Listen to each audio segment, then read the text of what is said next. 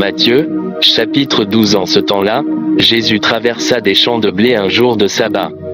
Ses disciples, qui avaient faim, se mirent à arracher des épis et à manger. Les pharisiens, voyant cela, lui dirent, « Voici, tes disciples font ce qu'il n'est pas permis de faire pendant le sabbat. » Mais Jésus leur répondit, « N'avez-vous pas lu ce que fit David, lorsqu'il eut faim, lui et ceux qui étaient avec lui, comment il entra dans la maison de Dieu, et mangea les pains de proposition, qu'il ne lui était pas permis de manger, non plus qu'à ceux qui étaient avec lui, et qui étaient réservés aux sacrificateurs seuls. Ou, n'avez-vous pas lu dans la loi que, les jours de sabbat, les sacrificateurs violent le sabbat dans le temple, sans se rendre coupables?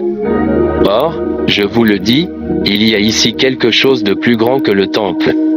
Si vous saviez ce que signifie, je prends plaisir à la miséricorde, et non au sacrifice, vous n'auriez pas condamné des innocents. Car le Fils de l'homme est maître du sabbat. Étant parti de là, Jésus entra dans la synagogue. Et voici, il s'y trouvait un homme qui avait la main sèche. Ils demandèrent à Jésus, « Est-il permis de faire une guérison les jours de sabbat ?» C'était afin de pouvoir l'accuser. Il leur répondit, « Lequel d'entre vous, s'il n'a qu'une brebis et qu'elle tombe dans une fosse le jour du sabbat, ne la saisira pour l'en retirer? Combien un homme ne vaut-il pas plus qu'une brebis? Il est donc permis de faire du bien les jours de sabbat. » Alors il dit à l'homme, « Étends ta main. » Il l'étendit, et elle devint saine comme l'autre. Les pharisiens sortirent, et ils se consultèrent sur les moyens de le faire périr. Mais Jésus, l'ayant su, s'éloigna de ce lieu. Une grande foule le suivit. Il guérit tous les malades, et il leur recommanda sévèrement de ne pas le faire connaître, afin que s'accomplisse ce qui avait été annoncé par Ésaïe, le prophète, « Voici mon serviteur que j'ai choisi, mon bien-aimé en qui mon âme a pris plaisir. Je mettrai mon esprit sur lui, et il annoncera la justice aux nations. Il ne contestera point, il ne criera point, et personne n'entendra sa voix dans les rues. Il ne brisera point le roseau cassé, et il n'éteindra point le lumignon qui fume, jusqu'à ce qu'il ait fait triompher la justice. Et les nations espéreront en son nom. » Alors on lui amena un démoniaque aveugle et muet, et il le guérit, de sorte que le muet parlait et voyait. Toute la foule étonnée disait, « N'est-ce point là le fils de David ?» Les pharisiens, ayant entendu cela, dirent, « Cet homme ne chasse les démons que par Béelzébu, prince des démons. » Comme Jésus connaissait leurs pensées, il leur dit, « Tout royaume divisé contre lui-même est dévasté, et toute ville ou maison divisée contre elle-même ne peut subsister. Si Satan chasse Satan, il est divisé contre lui-même, comment donc son royaume subsistera-t-il? Et si moi, je chasse les démons par Béelzébu, vos fils, par qui les chassent-ils? C'est pourquoi ils seront eux, même vos juges.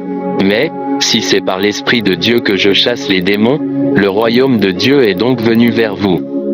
Ou, comment quelqu'un peut-il entrer dans la maison d'un homme fort et piller ses biens, sans avoir auparavant lié cet homme fort? Alors seulement il pillera sa maison. Celui qui n'est pas avec moi est contre moi, et celui qui n'assemble pas avec moi disperse. C'est pourquoi je vous dis, tout péché et tout blasphème sera pardonné aux hommes, mais le blasphème contre l'Esprit ne sera point pardonné.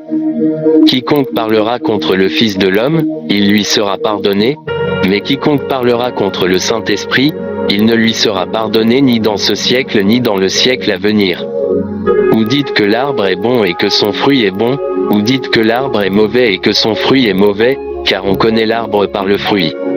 Race de vipères, comment pourriez-vous dire de bonnes choses, méchants comme vous l'êtes? Car c'est de l'abondance du cœur que la bouche parle. L'homme bon tire de bonnes choses de son bon trésor, et l'homme méchant tire de mauvaises choses de son mauvais trésor. Je vous le dis, au jour du jugement, les hommes rendront compte de toute parole vaine qu'ils auront proférée.